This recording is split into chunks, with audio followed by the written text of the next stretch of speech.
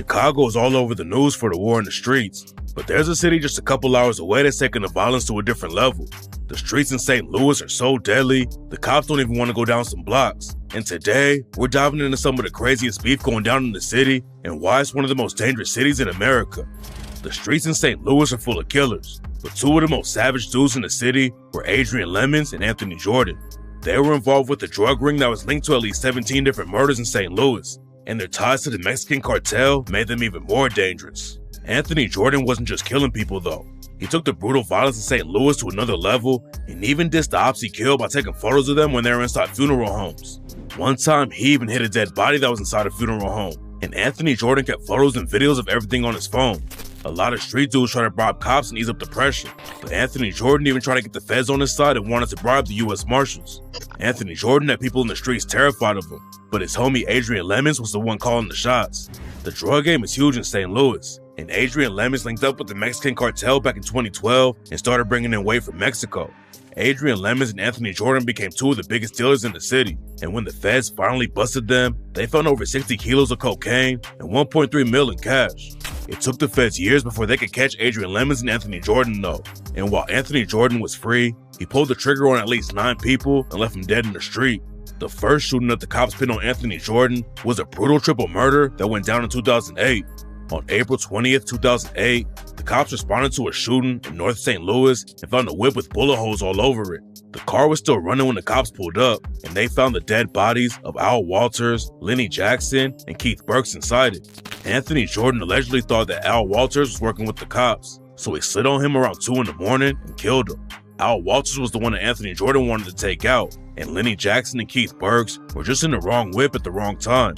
Then in 2010, Anthony Jordan caught 2 more bodies when he killed Marquise Jones and Kiara Johnson. Marquise Jones and Kiara Johnson were riding around the city together and spotted some friends. Marquise and Kiara slowed down to wave at their homies, and that's when Anthony Jordan upped his strap and killed both of them. Anthony Jordan had been following Marquise Jones because he thought Marquise was giving info to the cops, and a couple seconds after Marquise stopped his whip to talk to his homies, Anthony Jordan rolled up next to his car and lit it up with an AK-47. There were more shooters in the crew, but Anthony Jordan was the one who was really tearing up the streets in St. Louis. In 2013, Anthony Jordan spotted a dude named Anthony Clark sitting in a whip on the side of the road. Anthony Jordan used his car to block Anthony Clark from leaving. Then he dumped a bunch of rounds into Anthony Clark's whip and killed him in broad daylight. Adrian Lemons was the dude calling the shots in the crew and didn't slide as much as Anthony Jordan. But a couple months after Anthony Jordan killed Anthony Clark, Adrian Lemons and Anthony Jordan slid on a dude named Byron Ertz and killed him. Anthony Jordan had already killed 2 people in the same year, but he was about to up the score again and take out 2 more. Just a few weeks after he killed Byron Ertz, Anthony Jordan slid on an op named Robert Parker and started shooting. Anthony Jordan killed Robert Parker, but then an innocent woman named Clara Walker got caught up in the situation. Anthony Jordan was shooting Robert Parker on the street right outside of Clara Walker's crib. Clara Walker was inside watching TV with her kids, but she went to the window when she heard shots going off, and one of the bullets that was supposed to hit Robert Parker missed him and killed Clara Walker instead.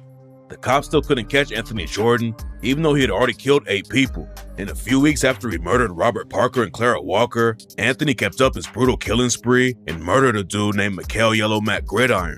Adrian Lemons and Anthony Jordan both ended up getting booked by the feds, but they weren't even the most violent crew in the city.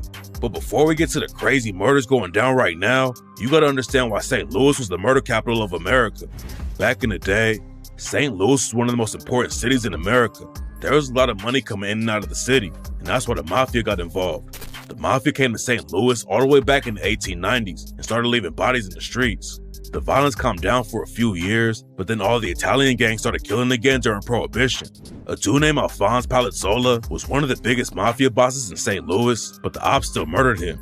A dude named Vito Gianola allegedly put a bag on Alphonse Palazzola's head, and a few months after Palazzola got killed, his homie slid on Vito Gianola and shot him 37 times. St. Louis had a lot of problems with the mob, and it also had one of the most violent bank robberies in history. Fred Bowerman was a bank robber who ended up on the FBI's top 10 most wanted list in 1953. Bowerman robbed banks all over the country, but in April 1953, he ended up in St. Louis and didn't make it out alive. Bowerman and 3 other dudes walked into a bank on the south side of the city and tried to hold it up. At first, everything was smooth, and the crew was about to get away with $140K in cash. But what they didn't know is that one of the bank tellers had tripped a silent alarm. When Borman and his crew were about to leave, over 100 cops surrounded the bank. Borman and his homie started shooting at the cops and hit one in the head. Then Borman took a hostage and held a shotgun against her while he walked out of the bank. Borman shoved his hostage away though, and that's when the cops started shooting back and killed him. After Borman went down, his homie Frank Vito shot himself before the cops could get him. Eventually, less money started coming into St. Louis, and a lot of white people began leaving. The people left behind were mostly poor and black, and a lot of them were living in deadly projects where drugs were taking over. A dude named Terry Joe Cooley started running heroin through the projects in the 70s and became one of the biggest drug lords in the city. Terry Joe Cooley was driving flashy cars and wearing diamonds and fur, but all the money put a target on his back, and he ended up getting murdered in a crazy situation. Terry Joe Cooley wanted to take over the whole drug game in St. Louis and run the city. He started out pushing heroin in the projects, and he was taking out everyone who got in the way. Terry Joe Cooley had a lot of power, but he was making a ton of enemies too, and that's why he got murdered with his wife, his son, and one of his homies. After Terry Joe Cooley was killed, the violence in the projects got even worse. A dude named TJ Ruffin started running the same projects. TJ Ruffin had a lot of ops too, and they tried to take him out while he was sitting in the bar. Two brothers caught TJ lacking at the bar and up their straps, but TJ took one of their guns and killed both of them on the spot. Everyone in the streets knew that TJ Ruffin wasn't the one to play with, but the ops weren't the only ones he had to worry about. After TJ Ruffin killed the two brothers, the cops were all over his case. They tracked TJ down in his girlfriend's apartment and heard shots when they pulled up. TJ had already spent a lot of time in prison and tried to shoot his way out of the situation instead of getting locked up again. After TJ started shooting at them, the cops threw some tear gas inside the apartment and it sparked a fire. TJ still wouldn't come out though, and after the fire was extinguished, the cops found TJ and his girlfriend's bodies inside the crib. The murder rate kept going up, and it popped off like crazy in the 80s and 90s. After crack cocaine started getting pushed all over St. Louis, the gang crime went to another level and turned the streets into a war zone. Gangs from LA were moving into St. Louis, and that's when a lot of people started banging Bloods and Crips. But just like in LA, the situation wasn't that simple, and it isn't just Bloods beefing with Crips. Crews usually click up with other sets around the same hood, so you have Crips who beef with Crips, Bloods that beef with Bloods, and way more gangs all over the city. One of the most famous Crips from St. Louis is a rapper named 30 Deep Grimy. Grimy's whole family came from the trenches, and even his grandma repped the Crips. There's a lot of Crip sets in St. Louis, but 30 Deep Grimy and his family all rep the 6 Deuce East Coast Crips. The 6 Deuce East Coast Crips started in LA, and one of the things that makes them stand out is that they wear orange instead of blue. The Crips started out in LA, but the politics in St. Louis are way different. On the West Coast, the A-Tray Gangsta Crips and Rolling 60s have been at war for years, but in St. Louis, they're cool with each other. The A-Tray Gangster Crips and the Rolling 60s in St. Louis are friends. Really? They are down there at the same game. 30 Deep Grimy popped off and became the face of drill rap in St. Louis, and it's even more brutal than the drill scene in Chicago. But the reason the music is so crazy is because of how deadly the streets are. 30 Deep Grimy saw his first murder when he was just 8 years old, and his little brother got killed while 30 Deep Grimy was locked up on a gun charge. Eventually, 30 Deep Grimy decided to hop in the booth, and then he dropped one of the most disrespectful tracks in the game. Back in 2019, 30 Deep Grimy dropped the track Dead Goofies and dissed a bunch of ops from all over the city. Grimy even dissed his own cousin who reps an op block and raps, "Free little DJ from your section, cause you know you a bitch. Smoking on D, clutching my XD while I cruise through the strip." 30 Deep Grimy told Genius he still has love for his cousin though, and said that he put in a lot of work for his side. It's my little cousin, he from the op side. I love my little cousin though, like my little cousin, he been locked up most of his life. He put a lot of work in for his side. Then on the same track, 30 Deep Grimy dissed an op who had his own mom putting out hits and raps. Them niggas telling on each other, telling free Lil Tyrell, throw him a homecoming party filled with demons and shells. Grimy was talking about a dude named Lil Tyrell who got booked for a murder back in 2013. Two teenagers named Noah Barnes and James Moore were supposed to testify against Lil Tyrell. Then both of them ended up dead before the trial started. There were 4 other dudes wrapped up in the murder case too, but all of them walked free because the detective who was going to testify against them ended up dying from brain cancer. Then the situation took another wild turn when the news broke that Lil Tyrell's mom allegedly put the hits out on Noah Barnes and James Moore. 30 Deep Grimy was putting St. Louis drill on the map, but then he got booked on a gun charge, and the judge handed down a 7.5-year sentence right when 30 Deep Grimy was really starting to pop off. 30 Deep Grimy got so down with the gun charge, but this next rapper almost got locked up for life after he shot an op in the head. CTS Lil Wick is a white rapper from St. Louis who's been trying to make it in the rap game for a while, but what really got his name popping was when he got into a shootout in the middle of the street. Back in 2022, Lil Wick and his homies were riding mini bikes around the city when they were spotted by a dude named Joseph Shaw.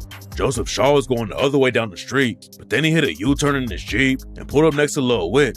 It's not clear what sparked the issue, but Joseph Shaw, the homie who was riding with him, up their strap and started shooting at Lil Wick and his homies.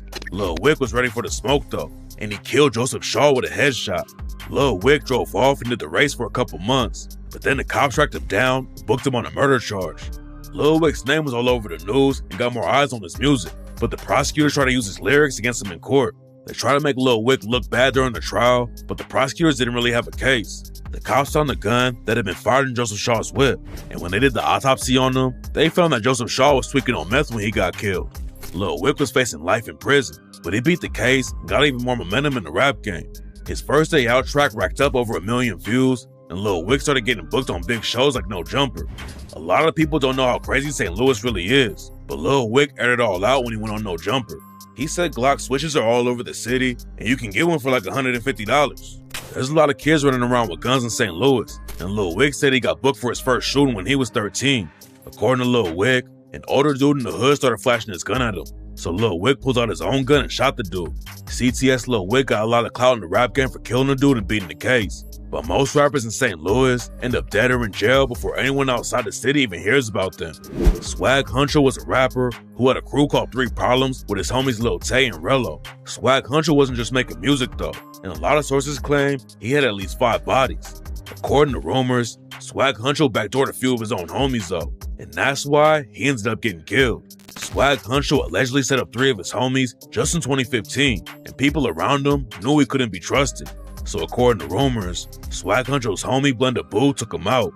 Swag Huncho had allegedly backdoored another dude from Blenda Gang named Gino, so Blenda Gang clapped back and took Swag Huncho out. A lot of people think Blenda Boo was involved with Swag Huncho getting killed, and Blenda Boo ended up getting murdered not too long after Swag Huncho died. There's a few famous rappers who made it out of St. Louis, like Sexy Red and Nelly, but everyone in St. Louis knows about Jizzle Bucks and Lil Half for something way crazier than their music. Jizzle Bucks and Lil Half both came up on the south side of the city and started hustling when they were just kids. They were always rapping too though, and both of them hopped in the booth as teenagers. Jizzle Bucks and Lil Half repped a crew called the 5-5 Boys, and they were known for always giving back to the community. They started getting some buzz in the rap game and were always loyal to St. Louis and wanted to help people out. Jizzle Bucks and Lil Half were known for flexing cash and cars, and they even opened up their own nightclub called Halftime. But what a lot of people didn't know is that they were destroying the city behind the scenes.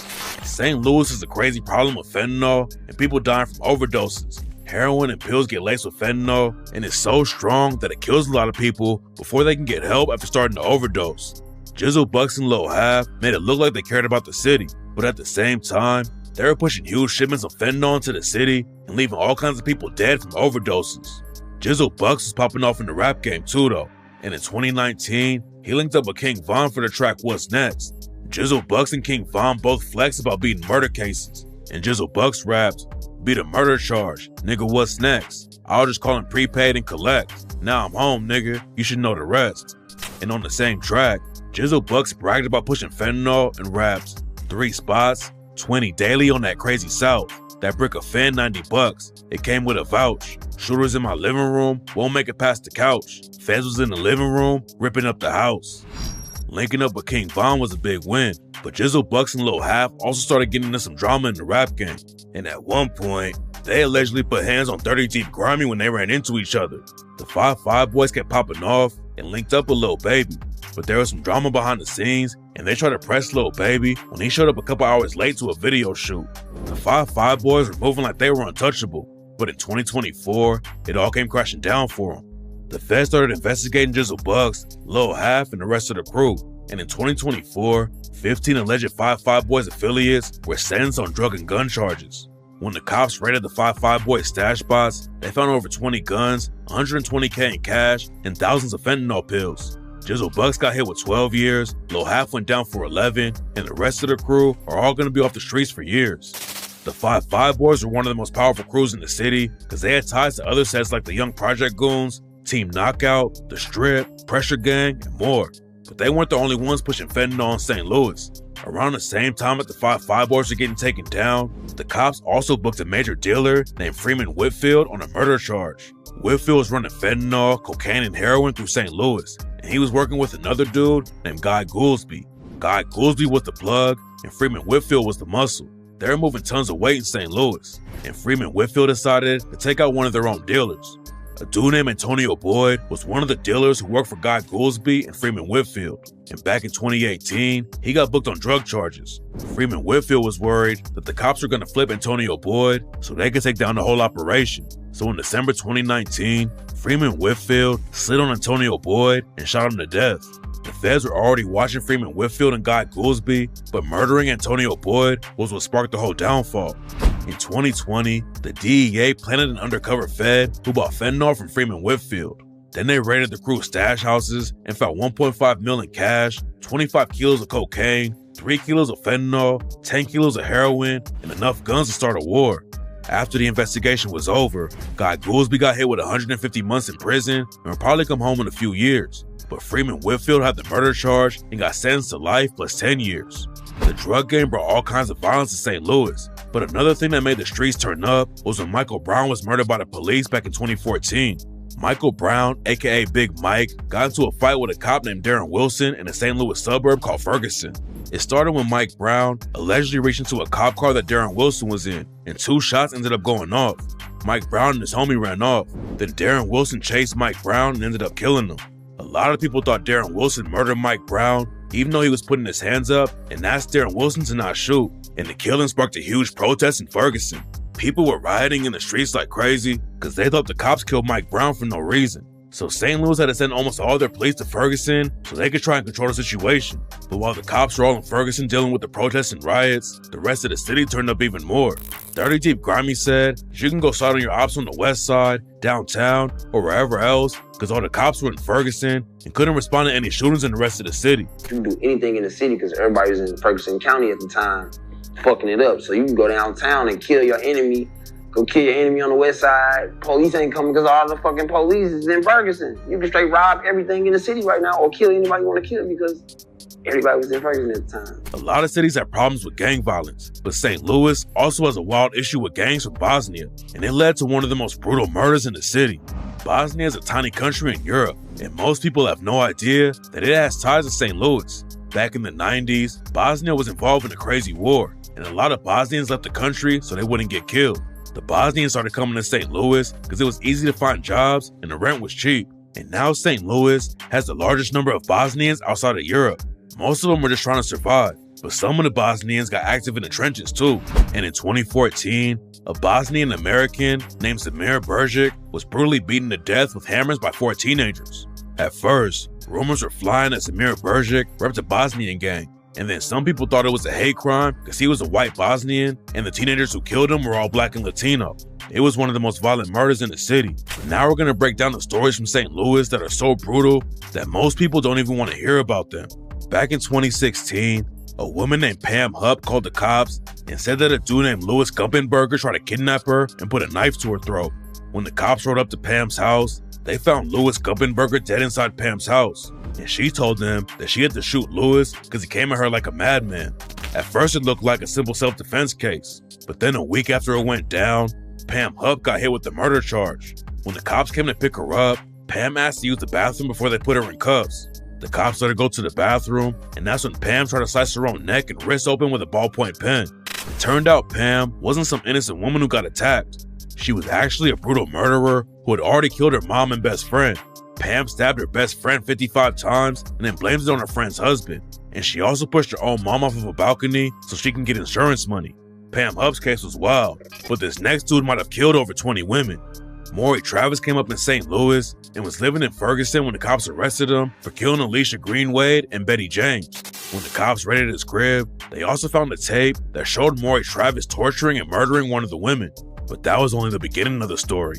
It turned out that Maury Travis was a serial killer who had been picking up prostitutes and murdering them. The bodies started turning up in 2001, and the St. Louis Post-Dispatch wrote a story about one of the victims. After the story came out, Maury Travis sent them a letter and gave a map to where the cops could find another body. In the letter, Maury Travis claimed he had killed 17 women, but some people think his body count was even higher than that. We'll never know how many people he really killed though, because Maury Travis killed himself in jail before his trial could start. St. Louis used to be the murder capital of America, but the violence is actually starting to slow down a little bit. In 2022, The FBI reported that violent crime in the city was lower than it had been in 10 years. But then just 1 year later, the crime rate went up again and is still one of the deadliest cities in the country. Between the gangs, the serial killers, and other random murderers, St. Louis is the kind of place where you can get killed anytime and anywhere.